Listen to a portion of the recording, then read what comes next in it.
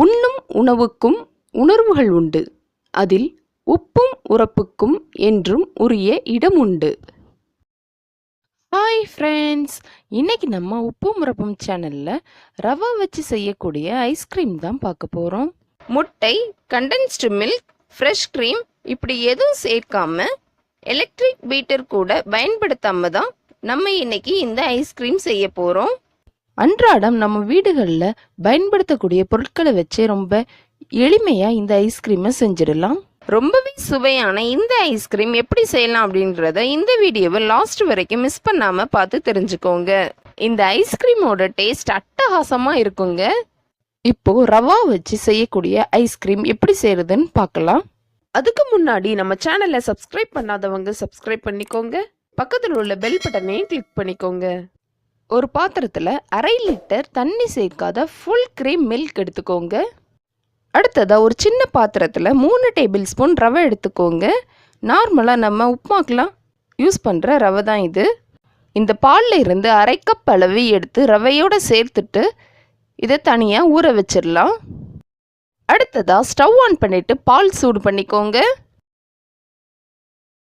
பால் சூடாயிடுச்சு. இப்போ நம்ம ஊற வச்சிருந்த ரவையை இதில் சேர்த்துட்டு கைவிடாமல் கலந்து விட்டுக்கிட்டே இருங்க. அப்போ தான் ரவையெல்லாம் கட்டி பிடிக்காமல் இருக்கும். இப்போ இதோட 1/2 கப் அளவு சீனி சேர்த்துக்கலாம். சீனி சேர்த்துட்டு ரவை வேகிற வரைக்கும் கலந்து விட்டுக்கிட்டே இருங்க.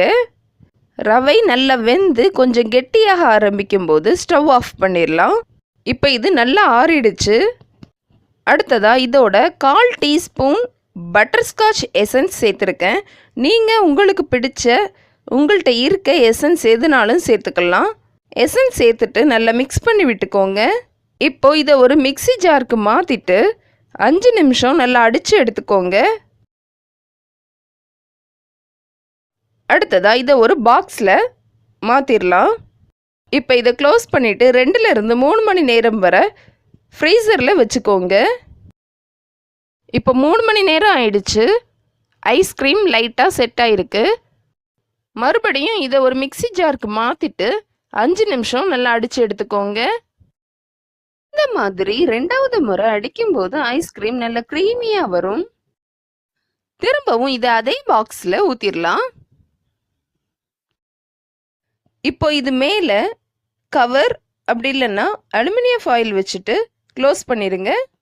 இப்போ இதை மறுபடியும் க்ளோஸ் பண்ணிவிட்டு ஃப்ரீசரில் 10 மணி நேரம் வரை வச்சுக்கோங்க. ஏன் இந்த மாதிரி செய்கிறோன்னா அப்போ தான் ஐஸ் கிறிஸ்டல் ஃபார்ம் ஆகாமல் இருக்கும். ஃப்ரீசரில் ஃபுல் கூலிங் மோட் வச்சுக்கோங்க. அப்போ தான் ஐஸ்கிரீம் நல்லா செட் ஆகி வரும். இப்போது 10 மணி நேரம் ஆயிடுச்சு. இதை ஓப்பன் பண்ணி பார்க்கலாம். ஐஸ்கிரீம் நல்லா செட் ஆகிடுச்சு. இப்போ இதை ஸ்கூப் பண்ணி தனியாக எடுத்துக்கலாம். இந்த மாதிரி ஸ்கூப்பர் இல்லைனாலும் பரவாயில்லை, நார்மல் குழிக்கரண்டி வச்சு எடுத்துக்கலாம். ஸ்கூப் பண்ணும்போது ஐஸ்கிரீமோட ஃப்ளேவர் ரொம்ப டெம்டிங்காக இருக்குது. பாருங்கள் ஐஸ்கிரீம் எவ்வளோ அழகாக வந்திருக்குன்னு. ரவை வச்சு தான் இந்த ஐஸ்கிரீம் செஞ்சுருக்கோம் அப்படின்னு யாருமே நம்ப மாட்டாங்க. அந்த அளவுக்கு டேஸ்டாகவும் க்ரீமியாகவும் இருக்கும். அவ்வளோதான், ரொம்பவே டேஸ்டான ஐஸ்கிரீம் ரெடி ஆயிடுச்சு. நீங்களும் கண்டிப்பாக இதை உங்கள் வீட்டில் ட்ரை பண்ணி பாருங்கள். நம்ம சேனலில் உள்ள வீடியோஸ் பிடிச்சிருந்தா லைக் பண்ணுங்க, கமெண்ட் பண்ணுங்க, ஷேர் பண்ணுங்க, சப்ஸ்கிரைப் பண்ணுங்க. மறக்காம பக்கத்தில் உள்ள பெல் பட்டனை கிளிக் பண்ணுங்க. அப்பதான் நம்ம சேனல்ல போடுற ஒவ்வொரு வீடியோவும் உங்களுக்கு நோட்டிஃபிகேஷன்